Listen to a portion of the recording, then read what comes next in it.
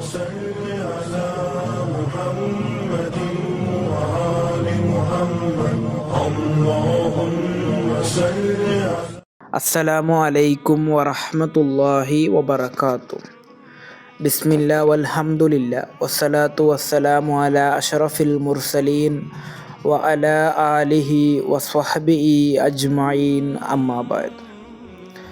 ನೀವು ಈ ರೀತಿ ಕುಳಿತುಕೊಂಡು ತಿನ್ನುವುದಾದರೆ ನೀವು ತಿನ್ನುವಂತಹ ಆಹಾರದಲ್ಲಿನ ಬರಕತ್ ನಷ್ಟ ಹೊಂದಲಿದೆ. ಇಮಾಮ್ ಅಬೂ ದಾವೂದ್ ರಲಿಯಲ್ಲಾಹು ಅನ್ಹುರವರು ವರದಿ ಮಾಡಿದಂತಹ ಹದೀಸ್, ವಹ್ಶಿ ಇಬ್ನ್ ಹರ್ಬ್ ಅನ್ ಅಬೀಹಿ ಅನ್ ಜದ್ದಿಹಿ ಅನ್ನ ಅಸ್ಹಾಬನ್ ನಬಿ ಸಲ್ಲಲ್ಲಾಹು ಅಲೈಹಿ ವಸಲ್ಲಮ ಕಾಲು. ಪ್ರವಾದಿ ಸಲ್ಲಲ್ಲಾಹು ಅಲೈಹಿ ವಸಲ್ಲಮರ ಅನುಚರರು ಪ್ರವಾದಿ ಸಲ್ಲಲ್ಲಾಹು ಅಲೈಹಿ ವಸಲ್ಲಮರೊಂದಿಗೆ ಕೇಳುತ್ತಾರೆ, ಯಾ ರಸೂಲಲ್ಲಾಹ್, ಓ ಅಲ್ಲಾಹನ ರಸೂಲರೇ, ಇನ್ನ ನಅಕುಲು ವಲ ನಶ್ಬഉ, ನಾವು ಆಹಾರವನ್ನು ತಿನ್ನುತ್ತೇವೆ ಆದರೆ ನಮಗೆ ಹೊಟ್ಟೆ ತುಂಬಲ್ಲ.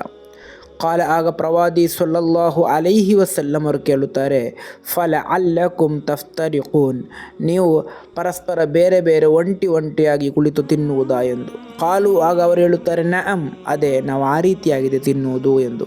ಕಾಲ, ಆಗ ಪ್ರವಾದಿ ಸಲ್ಲಲ್ಲಾಹು ಅಲೈಹಿ ವಸಲ್ಲಮರು ಹೇಳುತ್ತಾರೆ, ಫಜ್ತಮಿಉ ಅಲಾ ತುಆಮಿಕುಂ, ನೀವು ಎಲ್ಲರೂ ಒಟ್ಟಿಗೆ ಕುಳಿತು ತಿನ್ನಬೇಕು. ಅದೇ ರೀತಿ ವಜ್ಕುರು ಇಸ್ಮಲ್ಲಾಹಿ ಅಲೈಹಿ ಯುಬಾರಿಕ್ ಲಕುಂ ಫೀಹಿ, ನೀವು ಬಿಸ್ಮಿ ಹೇಳಿಕೊಂಡು ತಿನ್ನಬೇಕು. ಆ ರೀತಿ ಬಿಸ್ಮಿ ಹೇಳಿಕೊಂಡು ನೀವು ತಿನ್ನುವುದಾದರೆ ನೀವು ತಿನ್ನುವಂತಹ ಆಹಾರದಲ್ಲಿ ಬರಕತ್ತಿದೆ ಎಂದು. ಆದ್ದರಿಂದ ನಾವು ಒಂಟಿಯಾಗಿ ಕುಳಿತುಕೊಂಡು ತಿನ್ನುವಂತಹ ಸ್ವಭಾವವನ್ನು ನಾವು ತ್ಯಜಿಸಬೇಕು.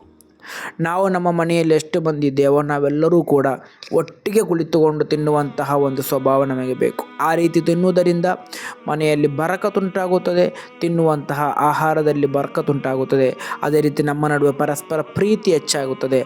ಅಲ್ಲಾಹನು ಆ ರೀತಿ ಕುಟುಂಬದಲ್ಲಿ ಪರಸ್ಪರ ಪ್ರೀತಿಯಿಂದ ಅದೇ ರೀತಿ ತಿನ್ನುವಂತಹ ಆಹಾರವನ್ನು ಒಟ್ಟಿಗೆ ಕುಳಿತು ತಿನ್ನುವಂತಹ ಒಂದು ಸ್ವಭಾವ ನಮಗೆ ನೀಡಿ ಅನುಗ್ರಹಿಸಲಿ. ಅಸ್ಸಲಾಮು ಅಲೈಕುಂ ವರಹಮತುಲ್ಲಾಹಿ ವಬರಕಾತು.